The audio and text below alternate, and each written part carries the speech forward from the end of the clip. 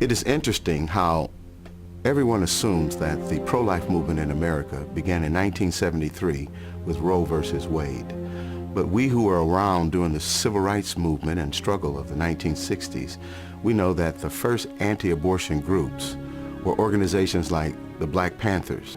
But one of the problems with the civil rights movement was that there was far too many men and women who were willing to sell out the community. And a lot of powerful, influential African Americans knew that they had to be willing to turn and look the other way in order to advance their own personal political agendas. In 1972, those members of the Congressional Black Caucus, such as Charles Diggs, did not trust the abortion industry or those who were espousing population control or family health, and they were suspicious of them. But when the money began to flow, just as it was with Jesse Jackson, when he found out that indeed he could get funding and monies to run for presidents from these people, he flip-flopped in his position. Because he once said abortion is black genocide. What happens to a mind of a person in the moral fabric of a nation that can abort a baby without a pang of conscience? Where will we be 20 years from today? But when Reverend Jesse Jackson realized he needed money to run for president, all of a sudden the most important civil rights issue is a woman's right to choose. In 1975, Jesse Jackson called for the ban of abortion through a constitutional amendment. And in an interview in Jet magazine, he referred to abortion as genocide. But Jesse Jackson, on the other hand, wanted to become president. And the Democratic Party at that time had sold out completely to Planned Parenthood and the eugenics crowd. And Jesse Jackson went along to get along. And don't ever think that he was the only one. The unfortunate thing we face, whether we're talking about individuals or organization, there's never been a shortage of black leaders who are willing to sell us down the river if it's enough money and political power in it for them. I've been grappling with the fact that the NAACP is in bed with the very organization that has brought black genocide to our community. Dr. Alveda King, the niece of Dr. Martin Luther King, has tried on at least 3 occasions to bring to this organization's attention the black genocidal plot of people like Margaret Sanger and Planned Parenthood to exterminate the black community. And the stonewalling has been astounding. Alveda King literally has gone to the street along with myself to say to the NAACP, please deal with this issue of black genocide. The NAACP has responded by hiding and trying to prevent their convention goers to hear about black genocide. They've even gone to the extent of using buses to block our demonstration about black genocide in front of Cobo Hall where their convention was going on. They have literally put black paper across their windows so that the convention goers at the NAACP convention could not see the demonstration going outside that included Alveda King. There is definitely a conspiratorial plot being hatched and has been hatched by the NAACP to keep from their people the fact that they are co-conspirators in the genocide of their own people. When you look at the number of African Americans who portrayed us over the years, it's not always clear whether they are uninformed or just out-and-out traitors.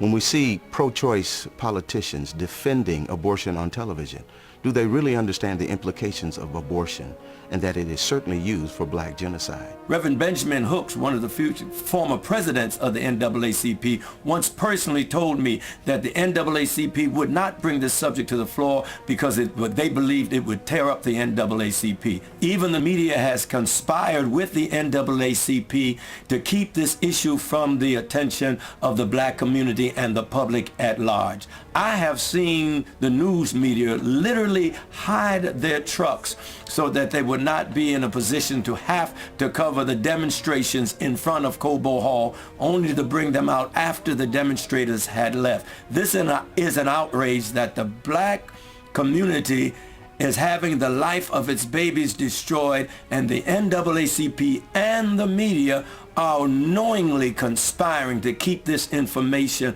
from the public. This is an outrage, and it should be dealt with by every fair-minded American.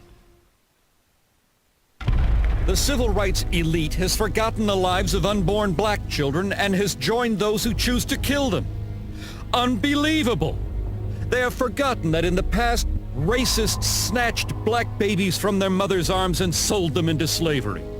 Today they snatch them from their mother's womb and throw them in the garbage. Ishmael Hernandez, Executive Director, African and Caribbean American Center, 2003. When we look at this issue of civil rights leaders who sell out, even when they clearly know that birth control and abortion are being used for black genocide, we need to understand that by the 1960s, population control, especially black population control, had become almost a religion for America's white power structure. And from the start, they made it clear that if you crossed them, or if you challenged their agenda, they would chop you off at the knees. And that remains true to this day. The minister's work is also important, and also he should be trained, perhaps by the Federation, as to our ideals and the goal that we hope to reach. We do not want word to go out that we want to exterminate the Negro population, and the minister is the man who can straighten out that idea if it ever occurs to any of their more rebellious members. In 1939, Margaret Sanger wrote that in a letter to fellow eugenicist Clarence Gamble regarding the American Birth Control League's Negro Project.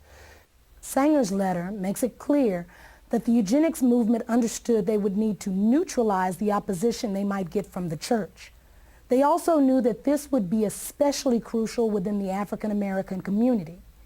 Their strategy was to manipulate church leadership into selling the illusion that support for eugenics was not inconsistent with the Christian faith.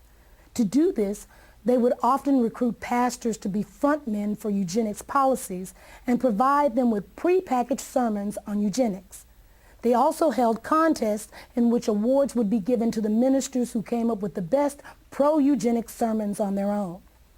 This approach proved so effective that an almost identical strategy would be adopted by the American abortion lobby.